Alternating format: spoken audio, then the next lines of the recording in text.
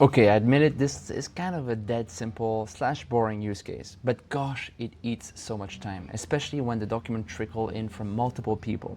So using the doc organizer skill, O will gather every file that is tied to a channel that's been loaded by multiple team members. In this case, those are real estate agents, Amory, Igor, and Payam, all inputting different documents. O will understand and match each document to the right customer. It will sort it by type, contracts, invoices, onboarding forms, notes. It will respect a folder structure to confirm. O will create the folder, move and rename each file, and flag anything that couldn't place. You can check it yourself. And the files are organized with Acme Inc.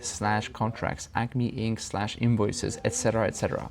That same skill is instructed to do a document verification to make sure that all the information is correct and up to date. So think of passport number, addresses, expiry dates, apartment registration number, and tax IDs. It will provide a summary to confirm that all the docs are in order.